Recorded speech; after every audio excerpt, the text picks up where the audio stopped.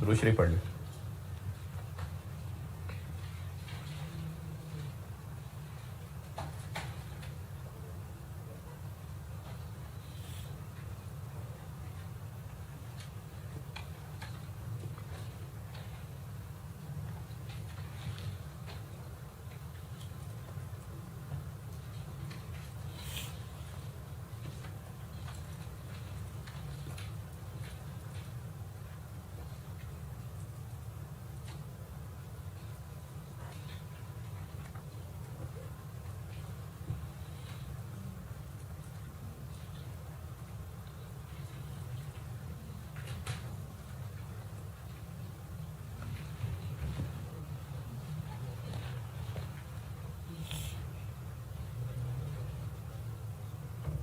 कल एक सवाल कर रहा था और 2 लाइनें करनी थी उसकी। पहले वो पूरा कर लो, फिर होमवर्क करता हूँ डिस्कस, अगर होमवर्क कर सके तो। है हाफ किया है, 2 पॉइंट उसमें नहीं आने समझ बाकी होना चाहिए। एक एडवेंचर वाला मुश्किल पॉइंट है, बाकी होना चाहिए था। पूरे सवाल को ना मुश्किल हो यार। चलो मैं कल वाला पूरा कर दूं पहले, फिर करता हूँ डिस्कस।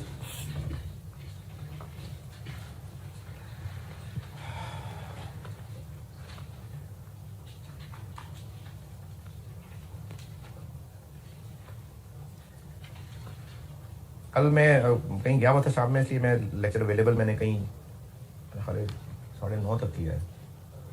हाँ 9:30 बजे। वो भी मैं अभी पहुंचा नहीं था घर, लेकिन मैंने फिर वहाँ वो गाड़ी में लैपटॉप लगा के आप लेक्चर अपलोड करके फिर नहीं अपलोड तो वो कर देते हैं, लेकिन उसको किस सेक्शन में रखना है, कब शो करना है, वो मैं करता हूँ। क्योंकि वो किस सेक्शन में रखना है वो तो आईटी वालों को नहीं पता ना, वो तो मैंने प्लेस करना है। वो तो बस पोर्टल पे डाल देंगे, किस सेक्शन में डालना है वो मैंने देखना है, तो इसलिए मैं शो कराता हूँ।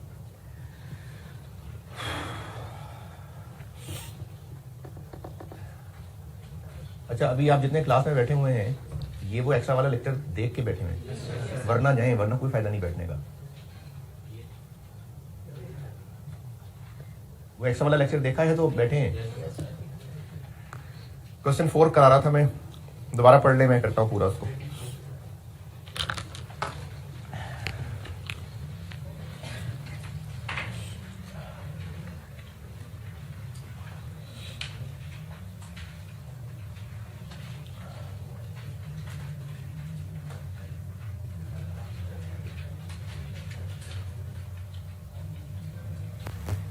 क्या था, जून या दिसंबर?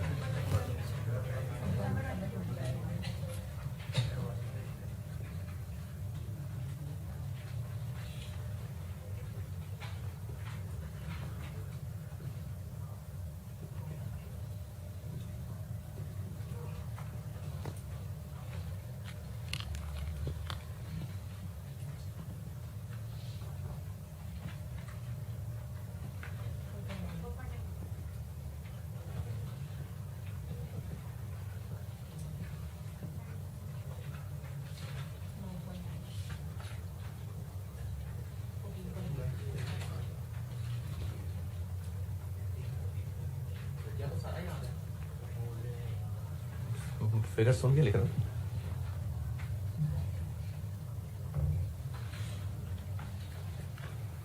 वैसे ये ऐड की स्पेलिंग हाँ याद थी, ये डेप्शन की स्पेलिंग भी याद थी, वो मैंने खुद ही लिख ली। बाकी फिगर्स पूछी हैं।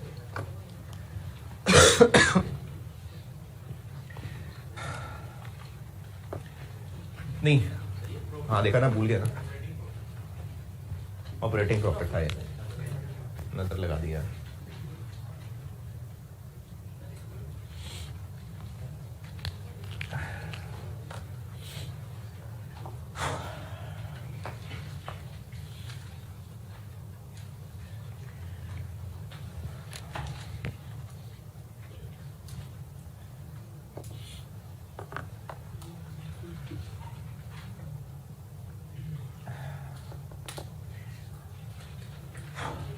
यहाँ तक कि मैंने वर्किंग्स कर दी थी, वो वर्किंग तो नहीं दोबारा लिख रहा बोर्ड पे, यहाँ तक हम पहुँच कर रहे थे। इसके नीचे क्या आएगा, करंट एसेट्स और करंट लायबिलिटीज की इंक्रीज डिक्रीज। अच्छा ये सवाल ना ओवरऑल आसान था, इसलिए मैंने स्टार्ट ही इससे किया है।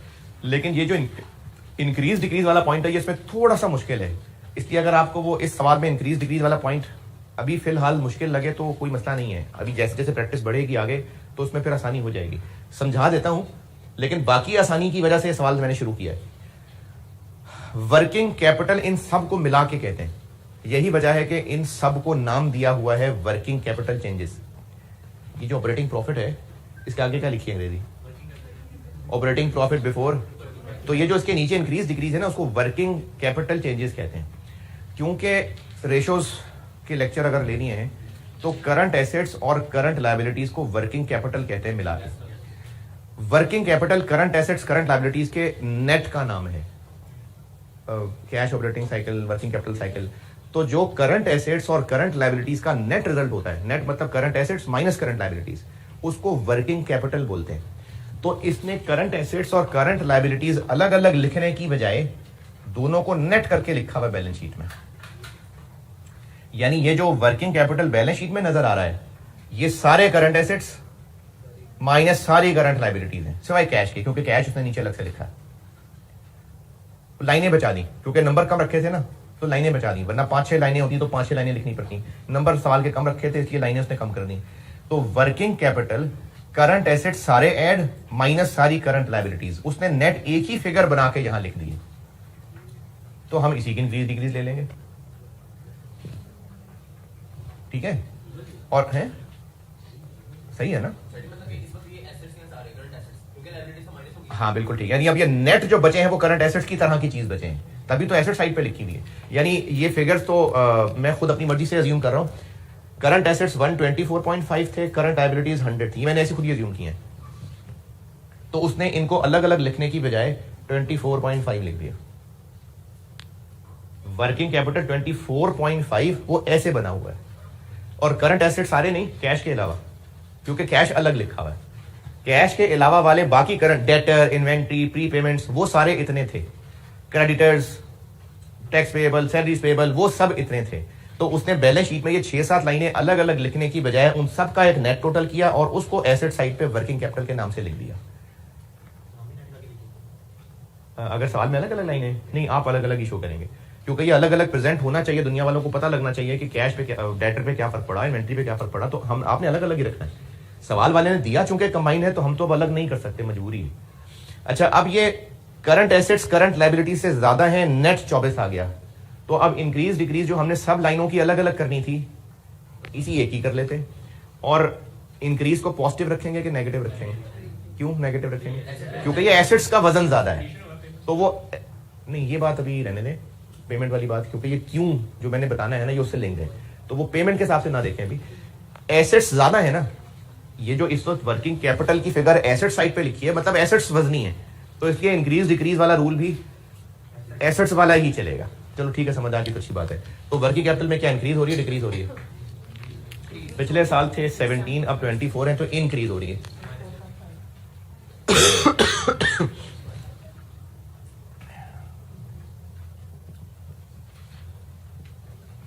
वैल्यू ना लिख देना, अभी इंक्रीज हो रही है, अभी वैल्यू आपने नहीं लिखनी। कितनी इंक्रीज हो रही है? 24 हो रहा है, पहले कितना था? 17.8 था, ठीक है, आपने नहीं लिखना अभी।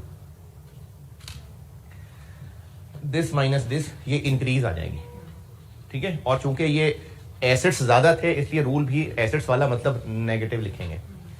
यहां तक ओके? यहां तक कोई मुश्किल तो नहीं हुई? लेकिन इनकी इंक्रीज डिक्रीज में कुछ ममनुआ आइटम्स कहीं थी, 5 चीजें बताई थी। उनमें एक चीज कैश थी, तो वो तो अभी वैसे ही अलग लिखी हुई है। और किसी चीज की मिलावट तो नहीं है बीच में?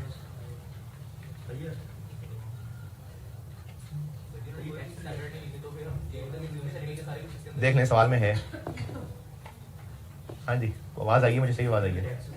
टैक्स सवाल में है, tax point number 3, tax payable है, तो वो कहां है? वो इन्हीं में ही होगा। डिविडेंड पेबल नहीं है सवाल में, नहीं होगा। फिर इंटरेस्ट पेबल नहीं है, नहीं होगा। लेकिन टैक्स पेबल तो है, पॉइंट 3 में लिखा हुआ है कि टैक्स पेबल है। क्या ममनुआ आइटम में टैक्स पेबल भी था? टैक्स एसेट्स एंड लायबिलिटी लिखा था मैंने, और जब मैं ज़बानी बोल रहा था तो एडवांस टैक्स का वर्ड भी बोला था, टैक्स पेबल का वर्ड भी बोला था। नहीं, बैलेंस शीट बनी हुई है यार, क्यों ऐड नहीं किया होगा? आपको बैलेंस शीट दी हुई है तो टैक्स पेबल क्यों नहीं है बैलेंस शीट में? हमने कल टैक्स की वर्किंग बनाई थी तो उसमें क्या सीडी नहीं लिखा था टैक्स पेबल? तो है, तो लिखा था ना। तो सवाल में टैक्स पेबल मौजूद है, लिखा हुआ है पॉइंट 3 के अंदर, तो फिर वो कहां होगा बैलेंस शीट में? वो इसी में ही नेट हुआ होगा, यानी वो इस 100 के अंदर है टैक्स पेबल, उसको निकालना है बीच में से, तो 24 में से लेस कर दें।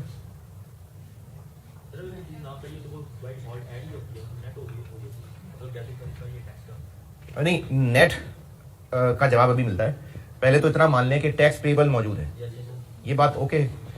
टैक्स पेबल इन दोनों में से कहां है? लायबिलिटीज में। हमने इनकी इंक्रीज डिक्रीज लेते हुए टैक्स पेबल को नहीं इंक्रीज डिक्रीज लेना है, यानी इनमें से हमको निकाल देना है। तो आपको 100 दिया होता तो आप 100 में से निकाल देते, लेकिन 100 नहीं दिया हुआ, नेट 24 दिया हुआ, ऐड करना पड़ेगा। अगर नहीं समझ आया तो फिगर्स देके बताता हूं। क्लोजिंग टैक्स पेबल है 1। अगर ये दोनों अलग अलग होते तो 1 को क्या करूं, 100 में से माइनस कर देते। अब देखिए नेट क्या आ रहा है।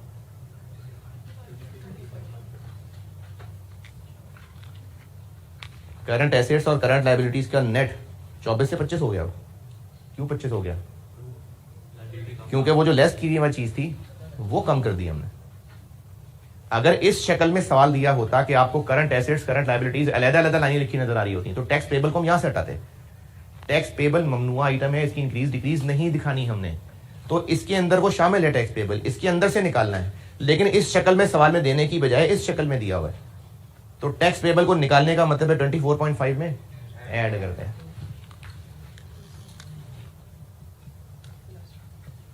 और इसमें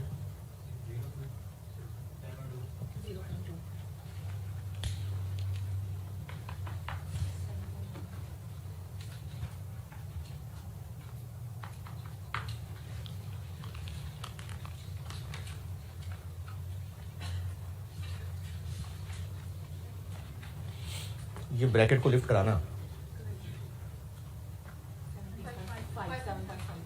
7.5।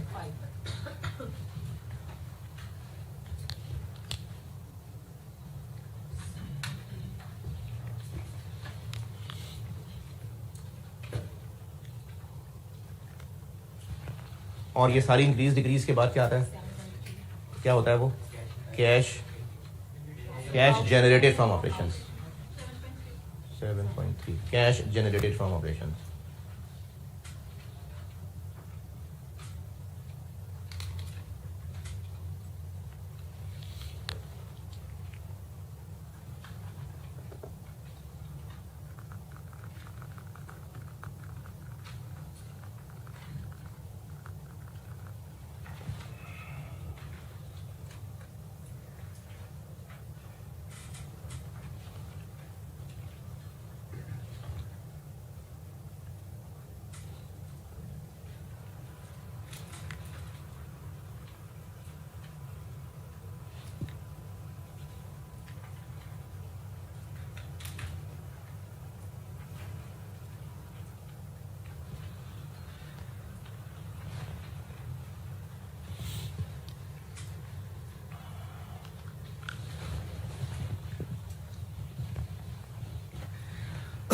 आगे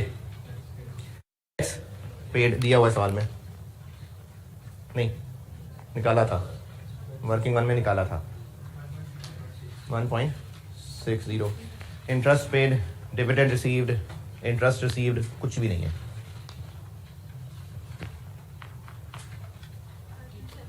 $5.7 cash inflow from operating activities,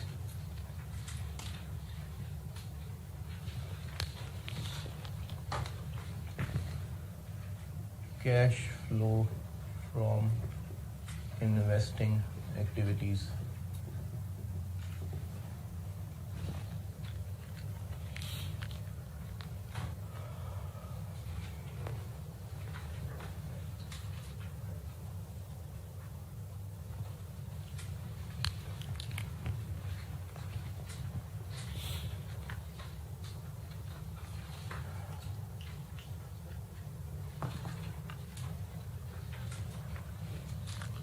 purchase of PP दिया हुआ है,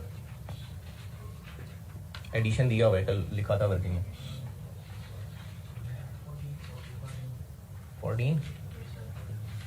सेल ऑफ पीपी कोई नहीं है। और इन्वेस्टिंग एक्टिविटीज के बारे में आपको कहा था कि इन्वेस्टिंग एक्टिविटीज क्लोज करने से पहले तसल्ली कर लें, क्या नॉन करंट एसेट्स को देख लें और वर्ड इन्वेस्टमेंट देख लें, तो कुछ भी नहीं है, कुछ है ही नहीं सवाल में, बस खत्म होगी इन्वेस्टिंग एक्टिविटीज।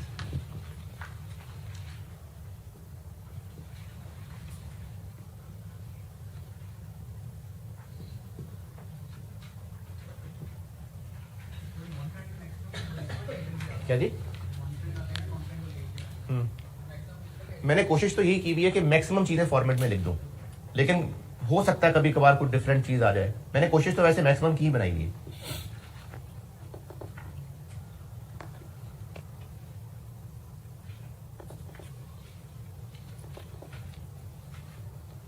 अच्छा, वो ऑनलाइन में पूछा था किसी ने, तो आप में से किसी ने पूछा नहीं, इसकी बात आई नहीं जहन में।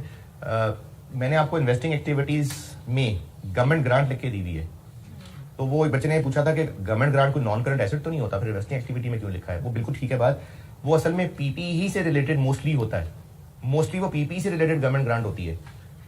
गवर्नमेंट ग्रांट IAS 20 ज्यादातर सवालों में वो रिलेटेड टू एसेट्स ही होती थी, और रिलेटेड टू एसेट के दो तरीके थे, या उसको एसेट में से नेट कर लें, एसेट में से लेस कर लें, या अलहदा से लायबिलिटी बना लें। तो चूंकि वो एसेट से ही जुड़ी हुई एक चीज थी, इसलिए वो प्रेजेंट इन्वेस्टिंग में हो रही होती है वो नहीं एसेट। गवर्नमेंट ग्रांट तो हम लायबिलिटी ले रहे थे, लेकिन चूंकि वो एसेट से ही रिलेटेड चीज है, और एक मेथड ये भी अलाउड था कि एसेट में से ही नेट कर लें, इसलिए वो इन्वेस्टिंग के साथ जोड़ के ही दिखा रहे होते हैं, इसलिए गवर्नमेंट ग्रांट को इन्वेस्टिंग में दिखाते हैं। हाँ जी, हाँ जी, मैंने शायद लिखा हुआ फॉर्मेट में। अच्छा जी, फाइनेंसिंग में डिविडेंड पेड बताया हुआ है शायद।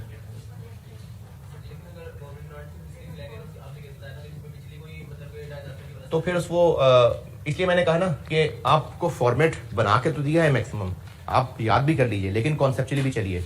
अब आपने पूछा, चले अभी बता देखते हैं, अगर ग्रांट रिलेटेड टू इनकम मिली हुई है कोई, तो उसको कहाँ आना चाहिए? ऑपरेटिंग में, क्योंकि वो तो इनकम बननी है आके। ऑपरेटिंग एक्टिविटीज आपको बताई थी वो कैश फ्लो, जो मेनली इनकम एक्सपेंसेस के लिए पेमेंट रिसीट हो रही है, तो अगर ग्रांट रिलेटेड टू इनकम मिली है तो फिर वो ऑपरेटिंग एक्टिविटीज में है, अदर रिसीट्स में, अगर डायरेक्ट मेथड है तो। अगर डायरेक्ट मेथड है तो अदर रिसीट्स में, अगर इनडायरेक्ट मेथड है तो वो एक बार इनडायरेक्ट मेथड के फॉर्मेट की आपको क्यों समझा दूंगा ना, फिर उसको डील कर पाएंगे। क्या याद तो कर लें वैसे, लेकिन सवाल कर करके हो जाएगी। एक बार क्यों समझा दूं ना और वाकई समझ भी आ जाए, तो फिर याद किए बगैर भी आपसे हो जाएगा। लेकिन अच्छा है, याद करने में फायदा ही है। एक चेकलिस्ट आ गई सामने के क्या क्या चीजें होती हैं, वो कभी सवाल में ओवरलुक हो जाती है, तो फॉर्मेट याद किया होगा तो फिर आप ध्यान से देख लेंगे सवाल में। ये जो मैंने फॉर्मेट में चीजें रखी है ना, मोस्टली होती तो यही है, मोस्टली यही होती है, लेकिन कोई इनके अलावा नाम हो सकता है।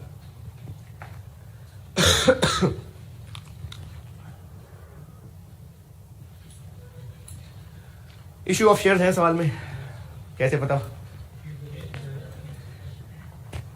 शेयर कैपिटल बढ़ा हुआ नजर आ रहा है, बेशक अदर इंफॉर्मेशन में कुछ नहीं कहा, लेकिन हमें शेयर कैपिटल की फिगर ही देख के पता चल रहा है। तो वर्किंग क्या जबानी पता चल रहा है, कितना? 1 मिलियन।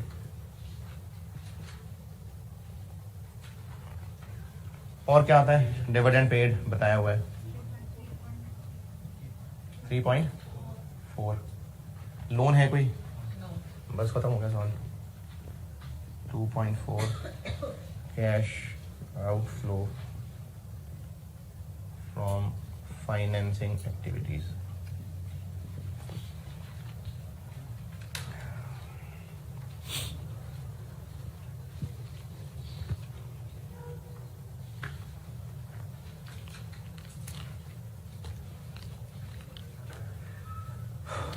तीनों का नेट 10.7 नेगेटिव।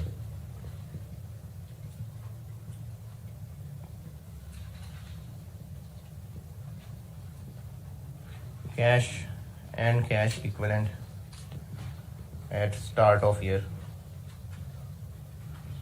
कितना है 15.4।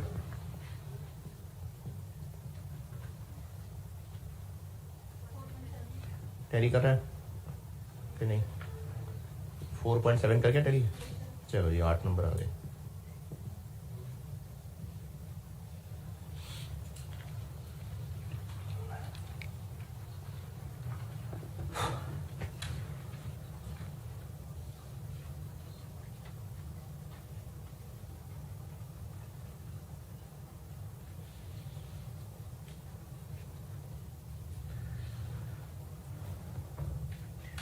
अच्छा, होमवर्क वाला सवाल जिन्होंने किया है, डिबेंचर्स के अलावा और मसले हैं? पक्की बात है, जिन्होंने भी किया? क्या जी इस सवाल में कल कर दिया था? नहीं, आपका सवाल क्या है? ये जो कल बताया था वो कह रहा दोबारा बता दूं। रीवैल्यूएशन सरप्लस ओपनिंग कोई नहीं है, क्लोजिंग 4 है। कहां से आया ये 4? कैसे आ गया? रिवैल्यूएशन अपवर्ड हुई होगी तो आया ना। तो पीपी डेबिट हुआ होगा, सरप्लस क्रेडिट हुआ होगा, तभी पीपी में डेबिट साइड पे लिखा था 4 को, कल जो मैंने पीपी का अकाउंट बनाया था।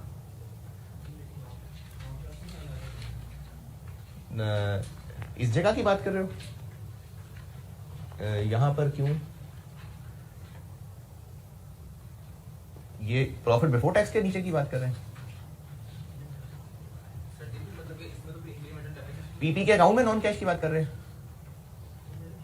अच्छा जी, होती कोई तो बता देते ना, कोई इन्फॉर्मेशन ही नहीं है, क्या पता लैंड हो।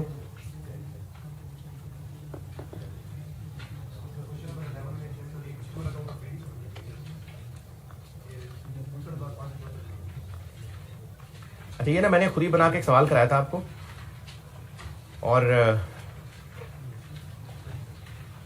जब ये शुरू में मैं ये इनकी प्रैक्टिस करा रहा था। अच्छा, क्वेश्चन नंबर 11 में ना अगर वो डिवेंचर वाले के अलावा कोई बात है तो वो पूछ लें। मैं चाह रहा हूँ कि इनडायरेक्ट मेथड का एक सवाल पूरा कर पाऊँ ताकि एक होमवर्क दे दूँ, फिर एंड पे डिवेंचर का टाइम निकाल के बताता हूँ। उसके अलावा बात है तो बता देता हूँ। डेटर पूछ रहे हैं आप, क्वेश्चन नंबर 11। जिनको डेटर्स का BDC समझ नहीं आया वो सुन लें। बैलेंस शीट में डेटर्स, क्वेश्चन नंबर 11 होमवर्क वाला सवाल। डिवेंचर्स वाले पॉइंट के अलावा जो मसले हैं वो अभी बता देता हूँ। उसके बाद में एक सवाल इनडायरेक्ट का पूरा करवाना चाह रहा हूँ कल, फिर आपको ताकि इसकी क्यों की वजह बताऊं। तो उसके अलावा एक स्टूडेंट ने पूछा है ट्रेड रिसीवेबल वाली फिगर। ये जो बैलेंस शीट दी हुई है इसमें जो डेटर्स आ रहे हैं ये नेट हैं या ग्रॉस हैं? ये नेट हैं, क्योंकि बैलेंस शीट के फेस पे कहीं प्रोविजन अलग से नहीं है, तो यकीनन इसमें से लेस हुई हुई है। प्रोविजन है कि नहीं है? हाँ है। Point number 2, UL maintains a provision, तो 6% प्रोविजन बनी होती है। अब ये जो बैलेंस शीट की फिगर है ये 6% माइनस होने के बाद की फिगर है, तो ये 94% है। इसको 94% से डिवाइड करेंगे तो ग्रॉस डेटर्स आ जाएंगे, ऐसे आएंगे डेटर्स। और डिवेंचर्स के अलावा इसमें बताएं जो पूछना है। मेंटेनेंस इनकम जिनको समझना आई हो, ये मेंटेनेंस इनकम बिजनेस करता होगा कि अदर इनकम को अदर काम करता होगा, तो इसको अदर रिसीट्स में लिख लेते हैं। इनकम दी हुई है 8 शायद, इसका ओपनिंग एडवांस दिया हुआ है 4, क्लोजिंग एडवांस दिया हुआ है 2, तो रिसीट्स आ जाएंगी। ये अदर रिसीट्स में लिखना। और इस क्वेश्चन नंबर 11 में बाकी date, receipt from customer, payment to supplier, operating expenses, ये बिल्कुल उसी तरह का ही था जो मैंने क्लास में बोर्ड पे सवाल किया था। बाकी इन्वेस्टिंग एक्टिविटीज में, फाइनेंसिंग एक्टिविटीज में डिवेंचर्स के अलावा वाली कोई बात पूछनी है तो पूछें। नहीं, ठीक है जी। इनडायरेक्ट मेथड का एक और कराता हूं सवाल, और एक होमवर्क दे दूंगा ताकि हाथ से इनडायरेक्ट मेथड के सवाल गुजरे ना, फिर आप इस काबिल होंगे कि क्यों की वजह समझ सकें।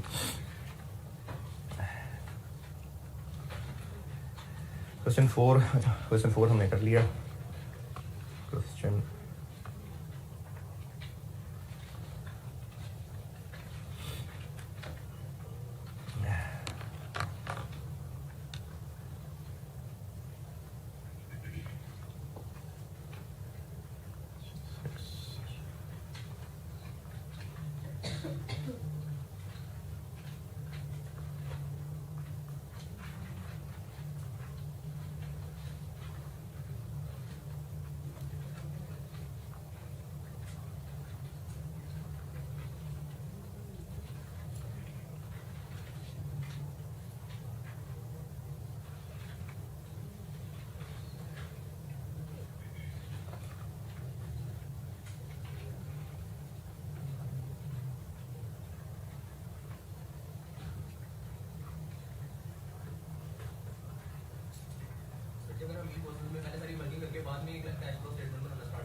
तो भी ठीक है, आप बेशक सारी वर्किंग्स कर लें। हाँ, उसमें एनपीओ में तो हमने सारी ट्रांजेक्शन्स को इंश्योर करना था कि डेबिट क्रेडिट पूरा करना है, उसमें तो ये बहुत ज़रूरी था। पता नहीं कौन कौन सी चीज़ें आप इसमें कनेक्टेड थी। इसमें जैसे अब इस सवाल के अंदर या जैसे वो ऑपरेटिंग एक्टिविटीज़ का ही सिर्फ सवाल था, उसमें ज़रूरत ही नहीं सारे अकाउंट बनाने की, तो इसलिए मैं इसमें फॉर्मेट के थ्रू चल रहा हूँ। लेकिन अगर आप इसमें भी एनपीओ की तरह करना चाहें, ठीक है, वो भी ठीक है, बिल्कुल आप सारी वर्किंग्स कर लें पहले। चलिए आप करते हैं सवाल, क्वेश्चन नंबर 10 पढ़ लीजिए।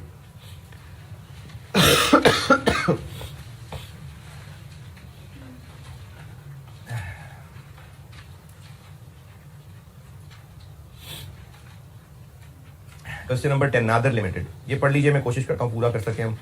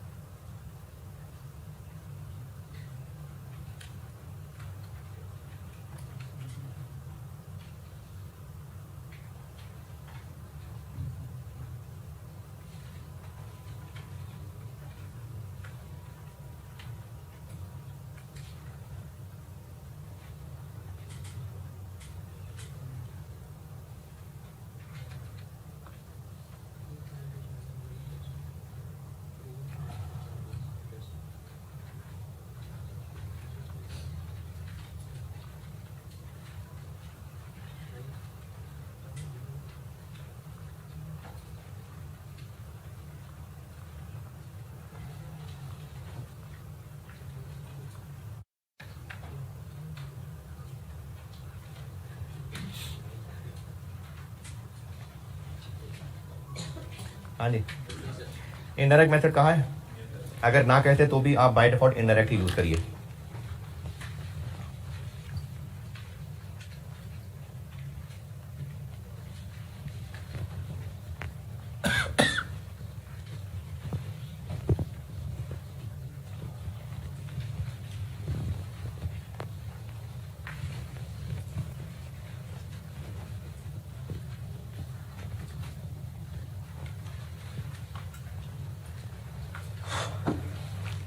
स्प्रिंग 18 प्रॉफिट बिफोर टैक्स दिया हुआ है या कोशिश करके निकालना पड़ेगा? दिया हुआ है।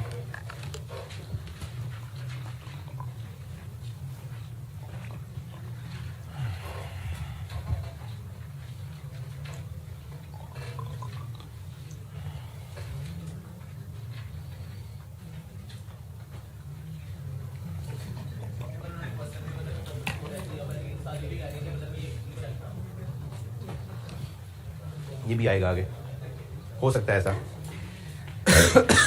एरर मिक्स हो सकते हैं इस पे। प्रॉफिट बिफोर टैक्स कितना दिया हुआ है? तो रुपीज मिलियन है, थाउजेंड है, रुपीज इन थाउजेंड है।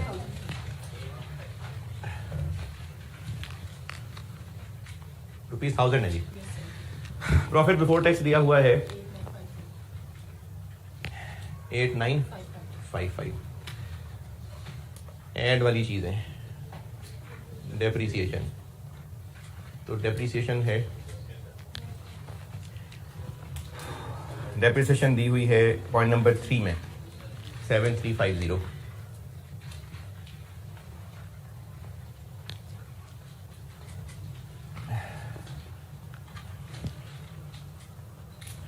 और ऐड वाली चीजें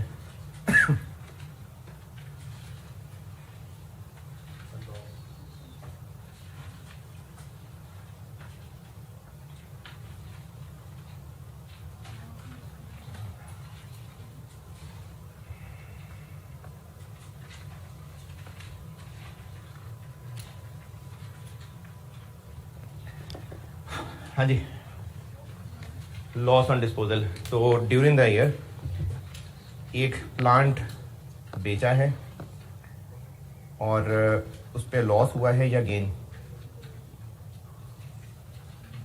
वैसे तो वर्किंग्स करके ढूंढ ही लेंगे, लेकिन दबानी दबानी अगर पता चल रहा हो तो 5.2 मिलियन बुक वैल्यू थी।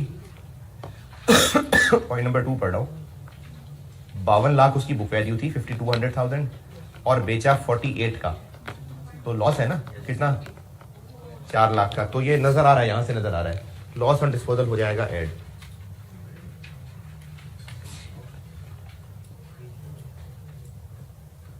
अच्छा, ये जो आउटस्टैंडिंग लिखा है ना, इसका मतलब ये है कि बेचा है 4800 का, लेकिन इसमें से अभी कैश 3000 मिला था, 1800 मिला नहीं है, अभी कैश नहीं मिला।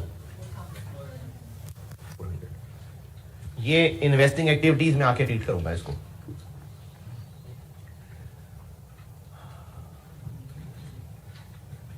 Loss on disposal 400, 5200 book value थी, 4800 का बेचा है, of which 1800 are outstanding. Outstanding होता है अभी पेंडिंग है, तो 48 लाख का बेचा, उसमें से 18 लाख आउटस्टैंडिंग का मतलब है अभी वो पैसे नहीं मिले। तो वो इन्वेस्टिंग में आके जब सेल ऑफ पीपी लिखेंगे ना, तब इसका इस्तेमाल करेंगे। बेचा 48 लाख का, तो इसकी लॉस ऑन डिस्पोजल आ गया। और क्या क्या ऐड होने वाली चीजें होती हैं? इंटरेस्ट एक्सपेंस होता है। इंटरेस्ट एक्सपेंस है सवाल में कहीं, पॉइंट नंबर 4 में दिया हुआ है, financial charges for the year इतने हैं, तो ये इंटरेस्ट एक्सपेंस ही है। फाइनेंस चार्ज का वर्ड लिख दें वो भी सही है, इंटरेस्ट एक्सपेंस लिख दें वो भी सही है। 1100। और ऐड होने वाली चीजों में बैड डेट, तो बैड डेट सवाल में बिल्कुल है, प्रोविजन का जिक्र है, वर्किंग कर लेते हैं।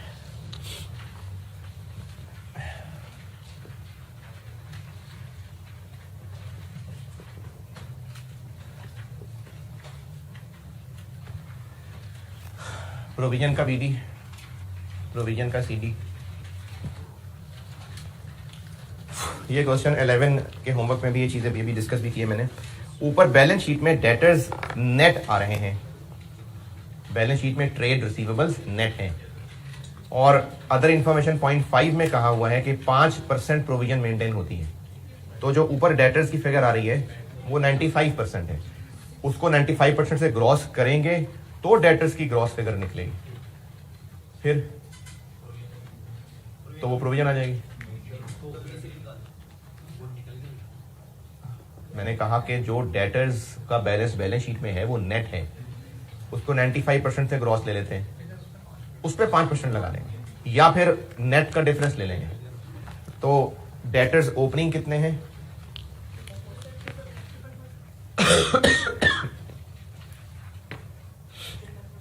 446 को कर लेते हैं ग्रॉस। इसमें से चाहे आप ये माइनस कर दें, चाहे इसका 5% ले लें, ये ग्रॉस आ गई, ये नेट है, तो इनका डिफरेंस प्रोविजन 2354। यही सलूक कर दे क्लोजिंग के साथ। क्लोजिंग नेट कितने हैं? 68, 234 है सिर्फ,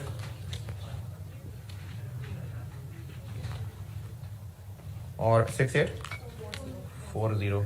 इसको ग्रॉस अप कर लें और डिफरेंस ले लें 360। और सवाल में राइट ऑफ के बारे में कहीं कोई इंफॉर्मेशन? बैलेंस करें 120। राइट ऑफ नहीं है तो नहीं होगा, फिर कुछ है ही नहीं इंफॉर्मेशन। तो बैड डेट एक्सपेंस हो जाएगा ऐड,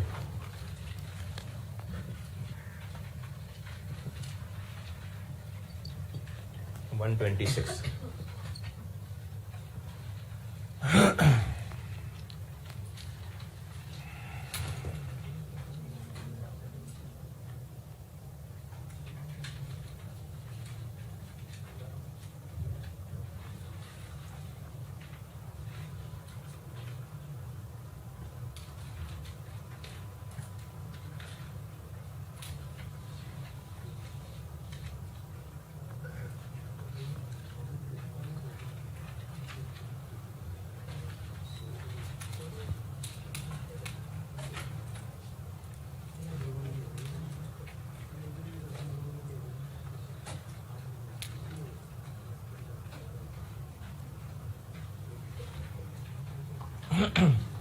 और ऐड करने वाली चीज़ों में फेयर वैल्यू का अगर कोई लॉस है तो इन्वेस्टमेंट प्रॉपर्टी तो है ही नहीं। अगर कोई रिवैल्यूएशन लॉस पीएनएल में डाला हुआ है तो रिवैल्यूएशन अपवर्ड है। कैसे पता अपवर्ड है? सरप्लस 0 से उठ के 4 हो गया। और क्या क्या ऐड होता है? बस लेस करने वाली चीज़ों में इंटरेस्ट इनकम, डिविडेंड इनकम कुछ भी नहीं है, ग्रांट है ही नहीं, प्रॉफिट ऑन डिस्पोजल नहीं है, लॉस था, बस। तो बस लेस करने वाला कुछ नहीं है। 1793 1 ये हो गया ऑपरेटिंग प्रॉफिट। अब इसमें से सारे करंट एसेट्स और सारी करंट लायबिलिटीज सिवाय कुछ ममनुआ आइटम्स के, लेकिन मिलावट का भी ख्याल रखना है। चले एक एक करके चलते हैं।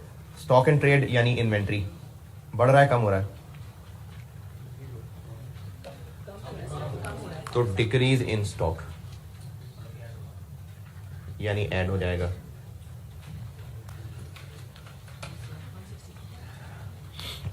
वन 160 150 150 स्टॉक 5750 था, 5600 हो गया, तो 150 से। और एसेट्स की बात हो रही है तो डिक्रीज पॉजिटिव। उसके बाद है डेटर्स। अच्छा, डेटर्स मैंने आपको कल 2 ट्रीटमेंट्स बोली थी जो इस सवाल में सामने आ गई हैं, तो दोनों फिर आपको मैं बताता भी हूँ। एक तरीका जो प्रेफर्ड भी है वो ये है कि, और आइटम के सोल्यूशन में भी यही था, प्रेफर्ड बहरहाल ये है कि इसको बैड डेट एक्सपेंस यहाँ ऐड करना है और डेटर्स की इंक्रीज डिक्रीज वो ग्रॉस की करनी, ये प्रेफर्ड है। आप इसी की कोशिश करिएगा। लेकिन इसका एक अल्टरनेटिव बताऊंगा, वो भी आई के सोल्यूशन में माना जाता रहा है, तो उससे भी काम चल सकता है। डेटर्स में इंक्रीज है डिक्रीज है, लेकिन उस बैलेंस शीट की फिगर्स को नहीं देखना, ग्रॉस देखना है। तो ग्रॉस डेटर्स क्लोजिंग कितने हैं? ये 7200। आपको कहा था इसमें bad debt right of add कर लेना, तो वो है नहीं, होता तो कर लेता ऐड। कल फार्मूला दिखाया था।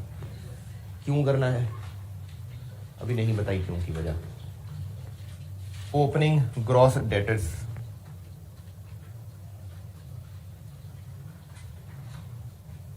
ये 4680, तो डिक्रीज के इंक्रीज हो गए, ये इससे बढ़ के यहां तक पहुंच गए, तो इंक्रीज हो गया 2520।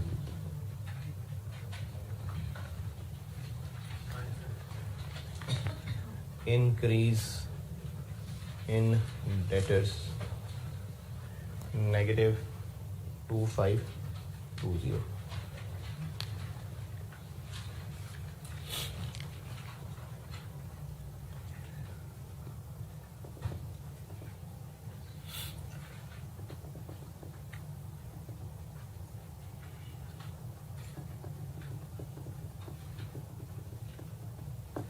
आगे चले, यहां तक पहुंच जाए।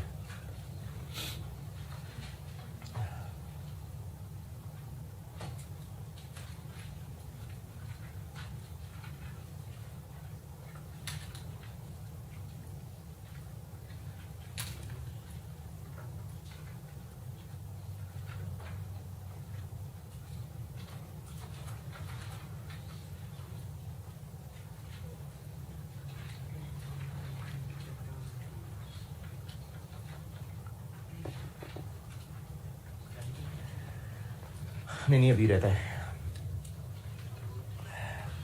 अच्छा, अभी इस सवाल में ही बताता हूं। एक तो डेटर्स की ट्रीटमेंट ये है, इसका एक और हल ये है कि ये लाइन ना लिखें और डेटर्स की इंक्रीज डिक्रीज नेट की करके देखें क्या बनती है।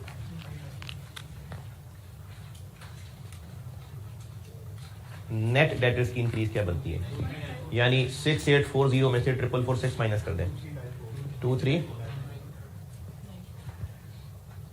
रिजल्ट एक ही पड़ेगा। कैसे? तो वो भी यही चीज बन रही है, तो इसलिए दोनों तरीके ठीक हैं, बेहतर ये है, प्रेफर इसी को करिए। अगर आपसे ये हैंडल होता है तो कोशिश करें आप यही फॉलो करें। और करंट एसेट्स में कुछ रह गया? नहीं, अदर रिसीवेबल भी हैं, क्यों नहीं आएंगे? देखें, करंट एसेट्स और करंट लायबिलिटीज बेशक फॉर्मेट पे मैंने 5-6 नाम लिखे हैं, लेकिन वो तो वैसे मिसालें लिखी हैं। असल चीज आपको बताई थी कि सारे करंट एसेट्स, सारी करंट लायबिलिटीज सिवाय कुछ ममनूआ आइटम्स के, तो अदर रिसीवेबल भी करेंगे। हाँ बिल्कुल, उनमें मिलावट शामिल हो सकती है जैसे इस सवाल में है। उससे पहले, अदर रिसीवेबल से पहले, आप बेशक नोट ना करें अभी क्योंकि आपको तो नहीं पता कितनी लाइनें बीच में रहनी है। उससे पहले मैं आपको यहां पर सेल ऑफ पीपी वाली लाइन लिख के देता हूं। सेल ऑफ पीपी में आप ये लाइन ना लिखना, पता नहीं आपको कितनी लाइनों के बाद आनी है, ये मैं तो बता के ऊपर भी कर सकता हूं। इन्वेस्टिंग एक्टिविटीज में सेल ऑफ पीपी में क्या लिखूंगा? इन्वेस्टिंग एक्टिविटीज में सेल ऑफ पीपी में बताइए मैं कितना लिखूं? पॉइंट नंबर 2 पढ़ के बताइए। 3 मिलियन। हम कैश फ्लो बना रहे हैं, सेल ऑफ पीपी से कैश कितना मिला है? क्यों? क्योंकि उस 48 में से 18 नहीं मिला, तो इसलिए हम यहां कैश फ्लो में 48 नहीं, हम उसमें 3 लिखेंगे।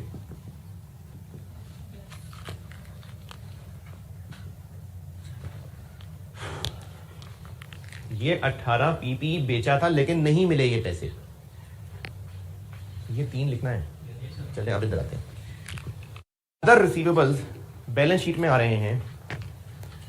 ये अदर रिसीवेबल्स की इंक्रीज डिक्रीज लिखनी है कि नहीं लिखनी? हाँ लिखनी है।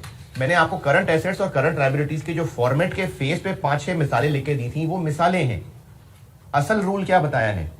सारे करंट एसेट्स, सारी करंट लायबिलिटीज जो जो भी सवाल में है, सिवाय 4-5 ममनूआ आइटम्स के। हाँ, अगर किसी में मिलावट है तो वो ध्यान रखना है। जैसे अदर रिसीवेबल जरूर करने हैं, लेकिन इसके अंदर एक मिलावट है। क्या मिलावट है? आपको कहा था कि वो करंट एसेट्स, करंट लायबिलिटीज जिनके लिए हमने नीचे फाइनेंसिंग, इन्वेस्टिंग में कुछ ना कुछ कर लिया हुआ है इस्तेमाल, उनकी भी इंक्रीज डिक्रीज नहीं बतानी। नोट 2 पे आए, जो मैं कल पढ़ा रहा था, पेज नंबर 2। पेज नंबर 2,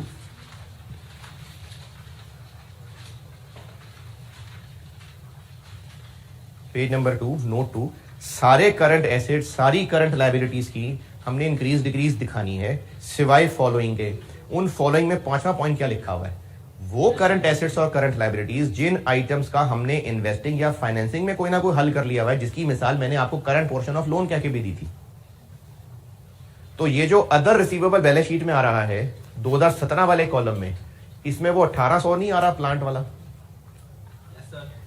इसी में ही आ रहा होगा ना, डेटर में थोड़ी आ रहा होगा। ये 1800 की बात कर रहा हूं। देखें, प्लांट हमने बेचा, प्लांट बेच के पूरे पैसे मिले, तो 1800 क्या है? रिसीवेबल है। तो कहां आ रहे होंगे वो करंट एसेट्स में? इसी अदर रिसीवेबल में ही आ रहे होंगे, क्योंकि कैश में नहीं आ रहे होंगे, डेटर्स में नहीं आ रहे होंगे, स्टॉक में नहीं आ रहे होंगे, तो अदर रिसीवेबल में ही आ रहे होंगे। तो इस अदर रिसीवेबल में एक ऐसा 1800 शामिल है जिसको हमने अलग से डील कर लिया हुआ है इन्वेस्टिंग के अंदर, तो इसकी इंक्रीज डिक्रीज भी नहीं दिखानी होती। तो ये माइनस करके बाकी की इंक्रीज डिक्रीज दिखाएंगे।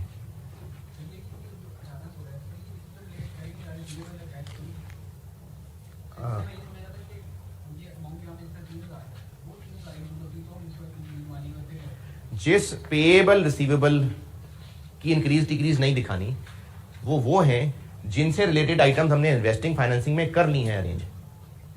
जैसे करंट पोर्शन ऑफ लोन था, करंट पोर्शन ऑफ लोन कल वाले सवाल में जो डायरेक्ट मेथड से किया था, करंट पोर्शन ऑफ लोन हमने फाइनेंसिंग में लोन की वर्किंग में कर लिया इस्तेमाल, वो उससे रिलेटेड था जो करंट लायबिलिटीज में आ रहा है।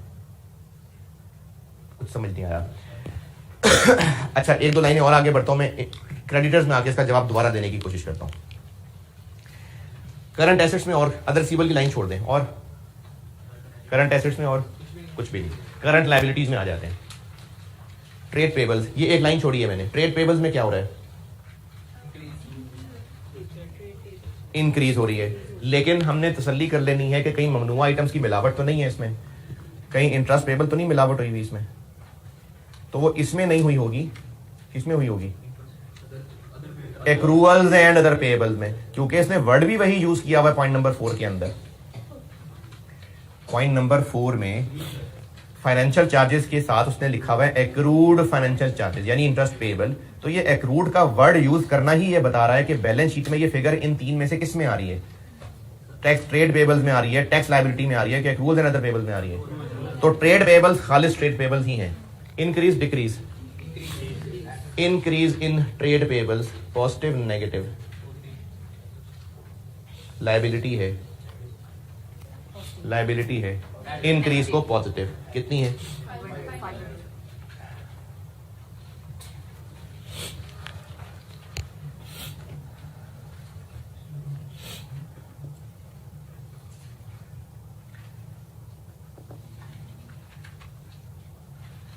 और करंट लायबिलिटीज में क्या है? एक्रूवल्स एंड अदर पेएबल्स। इसमें मिलावट है, इसमें ममनुआ आइटम की मिलावट है। कौन सी वाली की? इंटरेस्ट पेएबल की। तो अगर करंट एसेट्स करंट लायबिलिटीज की इंक्रीज डिक्रीज दिखा रहे हैं तो देख लें उनमें कोई ममनुआ आइटम की मिलावट तो नहीं है। अगर है तो उसको फिर निकाल के फिर इंक्रीज डिक्रीज लेनी है। जैसे closing accrued and other liabilities balance sheet में कितनी आ रही हैं? 680। इसमें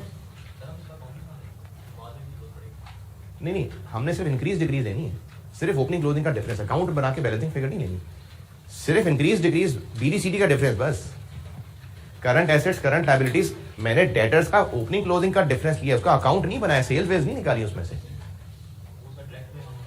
वो डायरेक्ट मेथड में अकाउंट बनाते हैं। यहां पर इंक्रीज डिक्रीज का मतलब सिर्फ ओपनिंग क्लोजिंग का डिफरेंस है बस। क्लोजिंग जो बैलेंस शीट में एक्रूवल्स दिए हुए हैं वो इतने हैं, इसमें कितनी मिलावट है इंटरेस्ट पेएबल की वो निकाल लेते हैं। 568। ओपनिंग एक्रूवल्स कितनी हैं? 6। इसमें कितनी इंटरेस्ट पेएबल की मिलावट है? 48।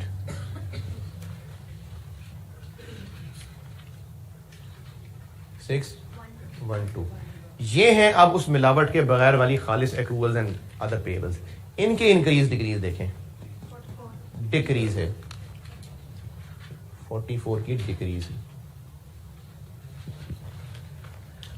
ये है वो बात कि जब हमने इंक्रीज डिक्रीज करनी है तो सवाल में मौजूद सारे करंट एसेट सारी करंट लायबिलिटीज, लेकिन उन 3-4 आइटम्स के अलावा। अब अगर वो 3-4 आइटम्स अलग अलग नजर आ रही हैं, जैसे करंट एसेट्स में कैश नजर आ रहा था तो हमने नहीं लिखी उसकी इंक्रीज डिक्रीज। इसी तरह करंट लायबिलिटीज में टैक्स पेएबल नजर आ रहा है तो नहीं लिखेंगे उसकी इंक्रीज डिक्रीज। अगर तो वो अलग अलग नजर आ रही हैं वो ममनुआ आइटम्स, तो उनकी इंक्रीज डिक्रीज नहीं लिखनी। लेकिन अगर वो किसी और आइटम में छुपी हुई हैं तो उनमें से निकाल के फिर बाकी उस आइटम की इंक्रीज डिक्रीज लेनी है। जैसे इसमें ये छुपी हुई थी, एक्रूवल्स एंड अदर लायबिलिटीज की decrease in accruals and other liabilities.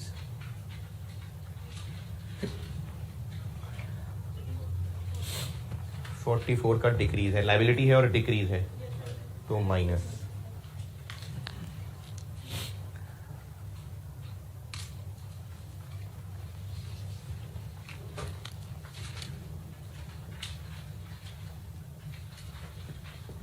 Other receivable closing कितने बैलेंस शीट में शो हो रहे हैं? Other receivable 2385। Other receivable opening कितने शो हो रहे हैं? 800।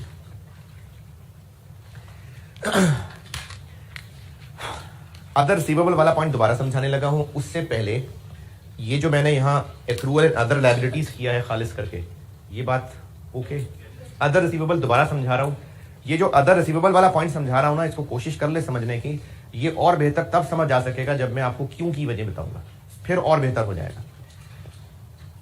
जब हमने करंट एसेट्स करंट लायबिलिटीज की इंक्रीज डिक्रीज करनी है तो सारे करंट एसेट्स सारी करंट लायबिलिटीज सिवाय ममनुआ आइटम्स की, cash and cash equivalent, interest payable, interest receivable, dividend payable, dividend receivable, tax payable, advance tax, ये तो क्लियर नाम से हैं।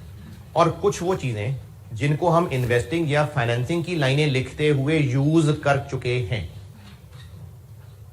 किसी भी तरह यूज कर चुके हैं।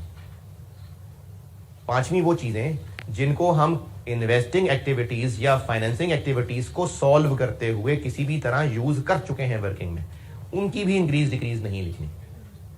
जिनकी एक मिसाल चूंकि कर चुके सवाल में थी इसलिए मैंने मिसाल दी थी, करंट पोर्शन ऑफ लोन, ये करंट लायबिलिटीज में आ रहा होगा, इसका क्या इस्तेमाल कर चुके कल वाले सवाल में?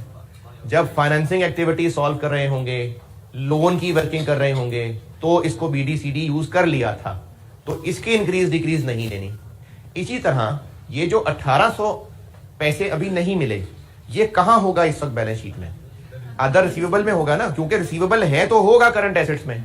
इसका इस्तेमाल कर लिया इन्वेस्टिंग एक्टिविटीज में, सेल ऑफ पीपी निकालते हुए कर लिया है मैंने इसको यूज, इसलिए इसकी भी इंक्रीज डिक्रीज यहां नहीं दिखानी। करंट एसेट्स, करंट लायबिलिटीज में वो जो क्लियरली मना आइटम्स हैं, जो अलग अलग नजर आ रही हैं, tax payable, advance tax, interest payable, interest receivable, dividend receivable, dividend payable, cash and cash equivalent, उनकी तो दिखानी ही नहीं ना इंक्रीज डिक्रीज। अगर वो साफ साफ नजर आ रहे हैं तो इग्नोर कर दें, अगर किसी में मिलावट है तो मिलावट निकाल दें, यहां तक तो कोई मसला नहीं ना। आखिरी चीज मैंने वो बोली है कि ऐसे करंट एसेट्स लायबिलिटीज जिनका यूज हमने किसी भी तरह वर्किंग में कर लिया, फाइनेंसिंग एक्टिविटीज और इन्वेस्टिंग एक्टिविटीज करते हुए, उनकी भी इंक्रीज डिक्रीज नहीं दिखानी। वजह उस क्यों के साथ समझाऊंगा। करंट एसेट्स, करंट लायबिलिटीज में वो लाइन आइटम्स जिनको हम इन्वेस्टिंग एक्टिविटीज या फाइनेंसिंग एक्टिविटीज की वर्किंग्स करते हुए यूज कर चुके हैं, उनकी भी इंक्रीज डिक्रीज नहीं लिखानी। क्यों की वजह के साथ वजह है उसकी। हमने इस 1800 को इसकी वर्किंग में यूज कर लिया ना, तो इस 1800 को नहीं दिखाना इंक्रीज डिक्रीज। क्यों नहीं दिखाना, इस क्यों का जवाब आएगा बाद में।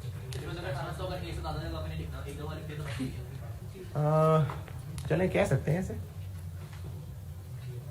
तो अब इंक्रीज डिक्रीज इस 2385 में से हटा दें 1800। अब अदर रिसीवेबल की इंक्रीज डिक्रीज,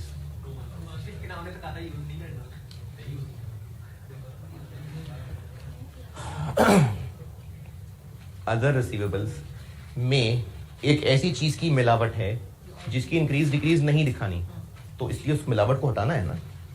बाकी अदर रिसीवेबल की इंक्रीज डिक्रीज दिखाइए। जैसे इसमें इंटरेस्ट पेएबल की मिलावट थी, तो उस मिलावट को हटा दिया ताकि बाकियों की इंक्रीज डिक्रीज आए। इसी तरह इसमें मिलावट थी, मैंने इसको भी हटा दिया। जी बिल्कुल, अगर इसको मैं शामिल रहने देता तो 1800 इंक्रीज डिक्रीज में आ जाता, तो डिक्रीज है 215 की डिक्रीज है।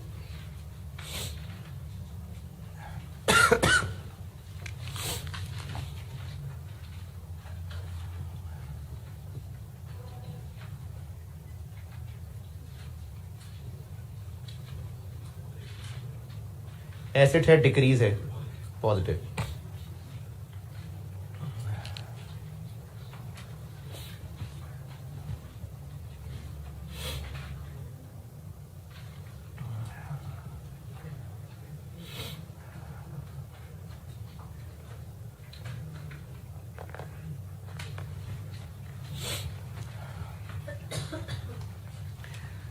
और कोई करंट एसेट, करंट लायबिलिटी? बस इसका आंसर होता है cash generated from operations.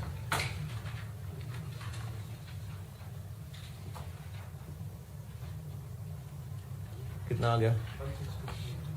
1623 positive negative positive.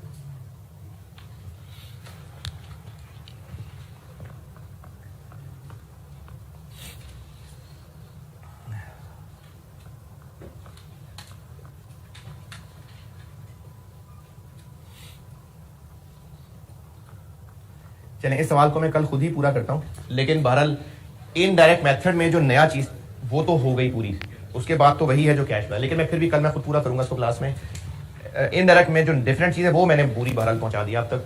एक सवाल आपकी मेहरबानी, अगर आप होमवर्क कराएं, इनडायरेक्ट मेथड प्रैक्टिस हाथ से गुजरेगी ना, फिर आप इस काबिल होंगे कि इनकी वजह को समझ सकें।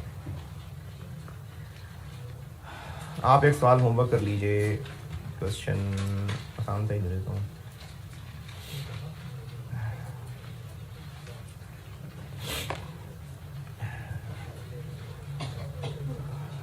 क्वेश्चन 19 कर दें।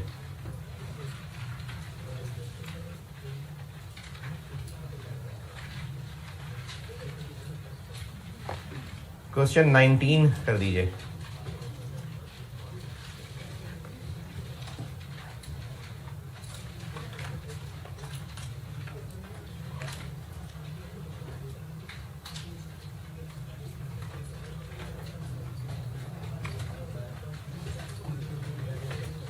एक काफी कम लग रहा है यार, एक आप इतने डिटरमेंट लोग हैं, आप 3-3 4-4 भी कर सकते।